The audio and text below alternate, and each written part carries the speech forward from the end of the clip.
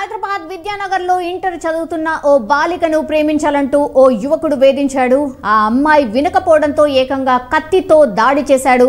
ఆ తర్వాత భయపడ్డాడో ఏమో తెలియదు కానీ రైలు పట్టాలపై పడి ఆ యువకుడు ఆత్మహత్య చేసుకున్నాడు.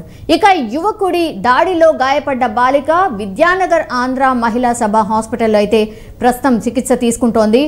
ఆమెకు ఎలాంటి ప్రాణాపాయం లేదని కూడా డాక్టర్లు అంటున్నారు. గత కొంతకాలంగా ప్రేమ పేరుతో వేధిస్తున్నట్టు ఆమె బంధువులు కూడా చెప్తున్నారు.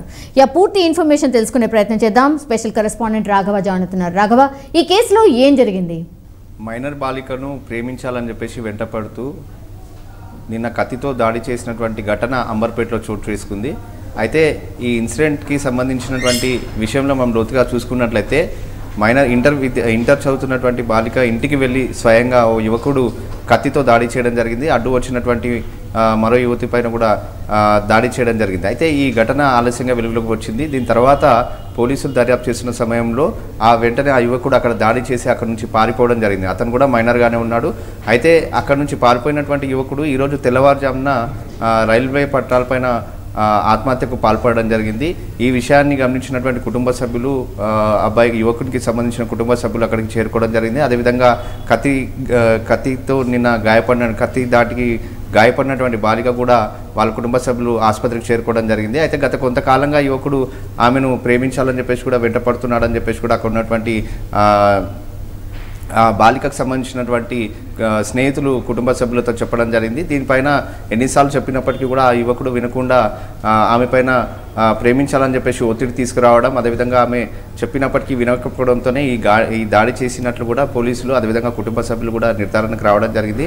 అతనిపైన కఠిన చర్యలు తీసుకోవాలని చెప్పేసి కూడా దాడి జరిగిన వెంటనే కుటుంబ సభ్యులు పోలీసులకు సమాచారం ఇవ్వడం జరిగింది. అతని కోసం యువకుడి కోసం పోలీసులు గాలిస్తున్న సమయంలోనే ఈరోజు తెల్లవారుజామున రైల్వే పట్టాలపైన అతనికి సంబంధించిన మృతదేహం దొరకడం జరిగింది. అయితే పోలీసులు వెతుకుతున్నారు. అదేవిధంగా దాడి చేయడం జరిగింది. ఎట్టి పరిస్థితుల్లో నాకు శిక్ష పడుతుందని చెప్పేసి కూడా భావించి భయపడినటువంటి యువకుడు ఈరోజు రైల్వే పట్టాలపైన ఆత్మహత్యకు పాల్పడినటువంటి ఘటన వెలుగులోకి వచ్చింది. సో మొత్తంగా కూడా ప్రేమించాలని చెప్పేసి కూడా వెంటపడుతున్నటువంటి యువకులు, అంటే ఇద్దరు కూడా మైనర్లే, అసలు వీళ్ళకు బయట ప్రపంచం ఏ విధంగా ఉంటుందనేది కూడా పూర్తి స్థాయిలో తెలియదు, అసలు ప్రేమ అంటే కూడా తెలియదు. కానీ ఇలాంటి సమయంలో వాళ్ళు ప్రేమించాలని చెప్పేసి కూడా వెంటపడడం, అదేవిధంగా నిరాకరించడంతో ఈ విధంగా ఆత్మహత్యకు పాల్పడడం లేకపోతే హత్యలు చేయడం అనేది కూడా గత కొన్ని కేసులలో కూడా మనం చూడడం జరిగింది. అయితే ఇలాంటి వారి పట్ల కుటుంబ సభ్యులు పిల్లలకు కొంచెం అవేర్నెస్ కల్పించాలి. అదేవిధంగా పోలీసులు కానీ అదేవిధంగా మిగతా వాళ్ళందరూ కూడా దీనిపైన ఒక అవగాహన కార్యక్రమాలు ఏర్పాటు చేయాలని చెప్పేసి కూడా దీనిపైన ఒక సమావేశం ఏర్పాటు చేసుకోవాలి. స్కూల్లో కానీ కాలేజీలలో కానీ అదేవిధంగా మిగతా చోట్ల ఎక్కడైతే అవకాశం ఉంటుందో ఆ ప్లేస్లలో కూడా అసలు ఈ మైనర్ బాలికలు కానీ మైనర్ యువకులు కానీ ఎవరైతే ఉన్నారో వాళ్ళకు పూర్తి స్థాయిలో అవగాహన కల్పించాలి. ఎందుకంటే వీళ్ళు క్షణికావేశంలో తీసుకున్నటువంటి నిర్ణయం వల్ల చాలామంది ప్రాణాలు కోల్పోయే అవకాశం ఉంది. అదే కాకుండా కోల్పోతున్నటువంటి పరిస్థితులు కూడా మనం చాలా చూస్తున్నాము. సో కుటుంబ సభ్యులకు వాళ్ళందరినీ కూడా శోక సముద్రంలో ముంచుతున్నటువంటి పరిస్థితిని మనం కూడా చాలాసార్లు చూసాం. కాబట్టి ఇలాంటి ఇన్సిడెంట్లు జరగకుండా ఉండేందుకు చర్యలు తీసుకోవాలని చెప్పేసి కూడా కుటుంబ సభ్యులే కాకుండా అక్కడ ఉన్నటువంటి వాళ్ళు అందరూ కూడా సీనియర్ సిటిజన్స్ అందరూ కూడా చెప్తున్నటువంటి పరిస్థితిని మనం చూస్తున్నాం. మొత్తంగా కూడా యువకుడు ఆత్మహత్య చేసుకోవడం జరిగింది. మరోవైపు బాలిక ప్రస్తుతం ఆసుపత్రిలో చికిత్స పొంది ఎలాంటి ప్రాణాపాయం అయితే లేదు అని చెప్పేసి వైద్యులు చెప్పడంతో ప్రస్తుతం ఆ కుటుంబ సభ్యులు ఊపిరి పీల్చుకున్నటువంటి పరిస్థితిని మనం ఇక్కడ చూస్తున్నాం. సౌమ్య, జనరల్లీ అయితే అంటే ఆమె బంధువులు చెప్తున్నట్టుగా ఆల్రెడీ వేధిస్తున్నాడన్న మాట చెప్పారు కాబట్టి కౌన్సిలింగ్ ఏమన్నా చేపించారా రాఘవ? అట్లాంటి ఇన్ఫర్మేషన్ ఏమన్నా అంతుందా?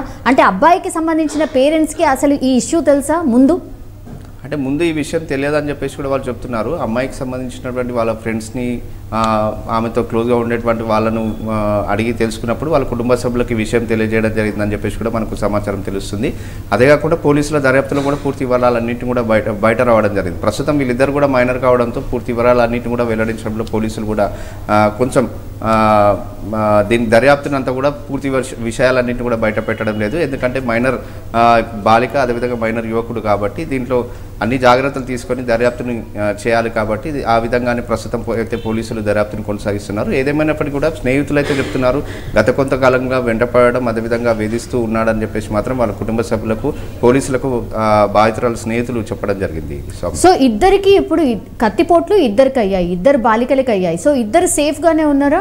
ఇప్పుడు ప్రస్తుతం అయితే వైద్యులు చెప్పడం జరిగింది ఎలాంటి ప్రాణాపాయం లేదు, ప్రస్తుతం అయితే ఆరోగ్యం నిలకడగా ఉందని చెప్పేసి కూడా వాళ్ళ కుటుంబ సభ్యులకు వైద్యులు తెలియజేయడం జరిగింది. Yes, all right, thank you Raghava. మొత్తం మీద అది హైదరాబాద్ విద్యానగర్లో ఇంటర్ చదువుతున్న ఓ బాలికనైతే ప్రేమించాలంటూ ఓ యువకుడు వేధించడం స్టార్ట్ చేశాడు. ఆ అమ్మాయి వినకపోవడంతోనే ఏకంగా కత్తితో దాడి చేసిన సిచ్యువేషన్ కనిపించింది. ఆ తర్వాత భయపడ్డాడో ఇంకేం జరిగిందో తెలియదు కానీ రైలు పట్టాలపై పడి ఆ యువకుడు కూడా ఆత్మహత్య చేసుకున్న సిచ్యువేషన్ని చూస్తున్నాం. ఇక ఆ యువకుడి దాడిలో గాయపడ్డ బాలిక విద్యానగర్ ఆంధ్ర మహిళా సభ హాస్పిటల్లో అయితే చికిత్స పొందుతోంది. ఈమెతో పాటు ఈమె ఫ్రెండ్ కూడా ట్యూషన్ వెళ్ళొస్తున్న సందర్భంలో ఈ ఇన్సిడెంట్ జరిగింది. ఇద్దరి మీద కూడా కత్తితో దాడి చేసిన సిచ్యువేషన్. వీళ్ళందరూ కూడా మైనర్స్ కాబట్టి పూర్తిగా వాళ్ళ పిక్స్ కానీ లేకపోతే ఆ కేసుకి సంబంధించిన ఇన్ఫర్మేషన్ కానీ మనకైతే టోటల్గా బయటకు వచ్చే అవకాశం లేదు.